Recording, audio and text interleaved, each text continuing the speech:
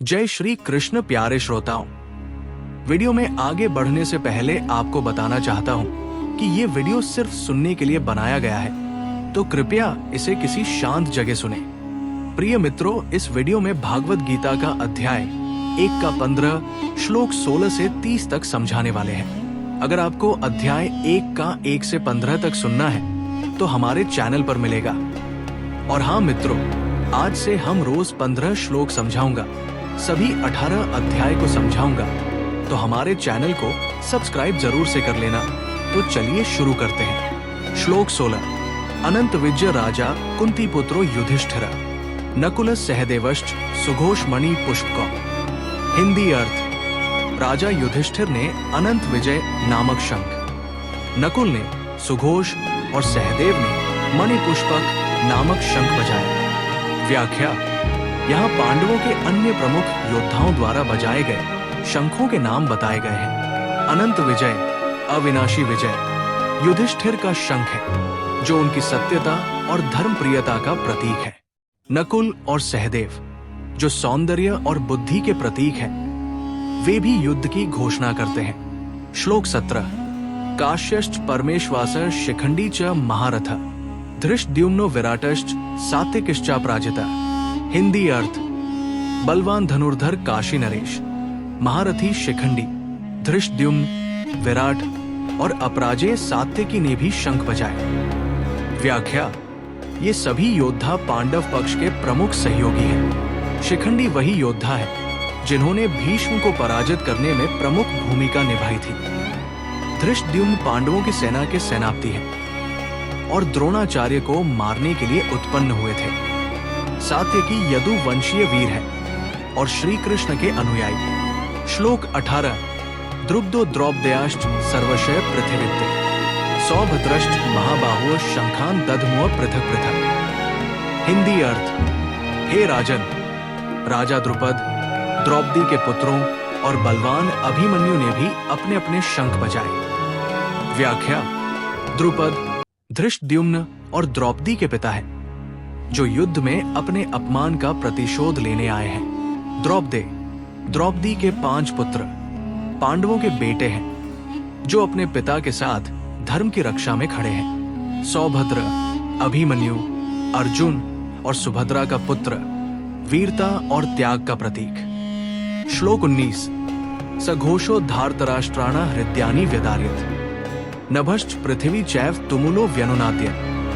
हिंदी अर्थ।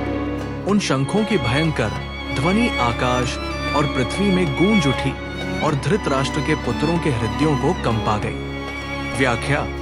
ये श्लोक बताता है कि पांडव पक्ष से उठने वाली शंख ध्वनि इतनी भयंकर थी कि उसने कौरवों के मन में डर भर दिया। ये केवल ध्वनि नहीं थी, बल्कि धर्म, साहस और संकल्प की चेतावनी थी। संजय जानबूझकर धृतराष्ट्र को ये संकेत देता है कि पांडवों की शक्ति कमजोर नहीं है। श्लोक 20। अत्यवस्थितान दृष्ट्वा धार्तराष्ट्रान कपिध्वज प्रवृत्ते शस्त्र संपाते धनुरुद्यम्य पांडव ऋषिकेश तदा वाक्यमिदमा महिप्ते। हिंदी अर्थ। हे राजन, जब कपिध्वज अर्जुन ने कौरवों को युद्ध के लिए तैयार खड़े देखा, तब उन्होंने धनुष उठाया और श्री कृष्ण ऋषिकेश से ये वचन कहा। व्याख्या। अब युद्ध शुरू होने को है।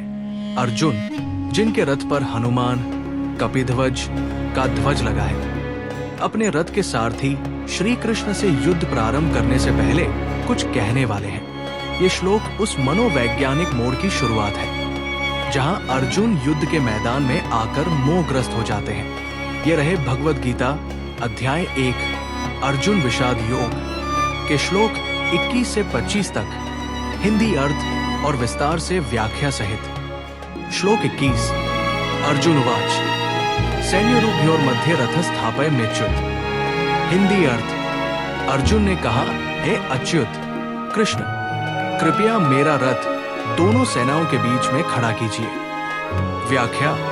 अब अर्जुन युद्ध से पहले अपने सारथी श्री कृष्ण से अनुरोध करते हैं कि रथ को बीच में ले चलें, ताकि वे सामने खड़े योद्धाओं को देख सकें। यहाँ अर्जुन युद्ध को लेकर गंभीर है।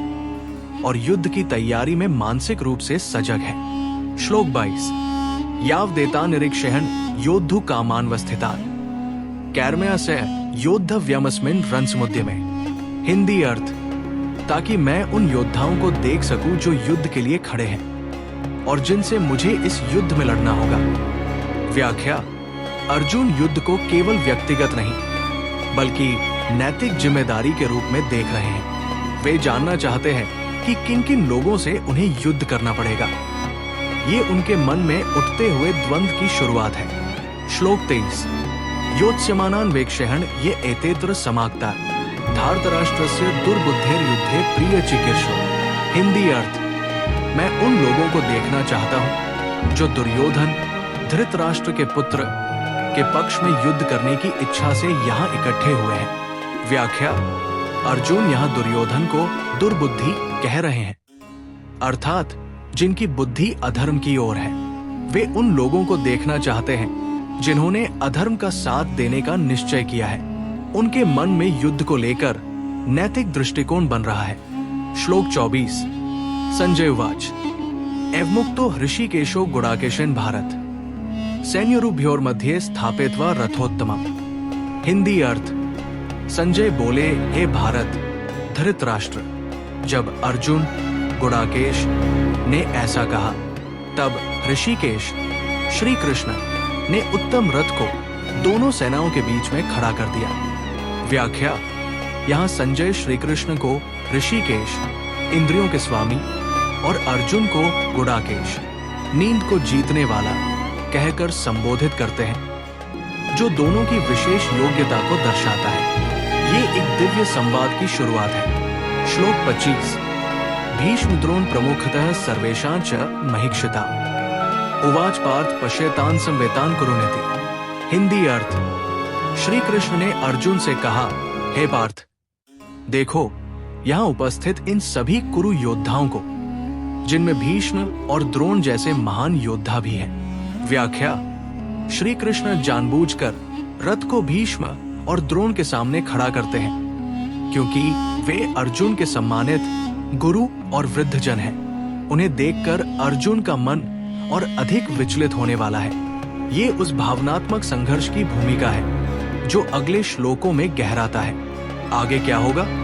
अर्जुन इन महान लोगों को देखकर युद्ध से पीछे हटने की सोचने लगते हैं और यही अर्जुन का विषाद कहलाता है। ये रहे भगवद गीता अध्याय 1 अर्जुन विषाद योग के श्लोक 26 से 30 तक हिंदी अर्थ और विस्तृत व्याख्या के साथ। श्लोक 26।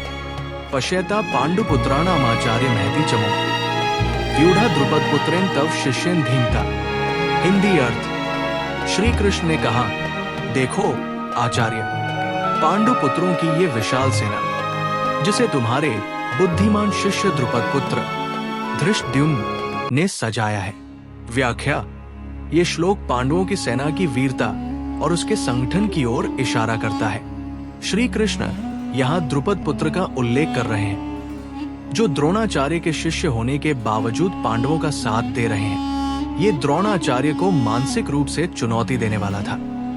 श्लोक 27। अत्र शूरा महेश्वासा भीमार्जुन समायुधि युयुधानो विराटश्च द्रुपश्च महारथ।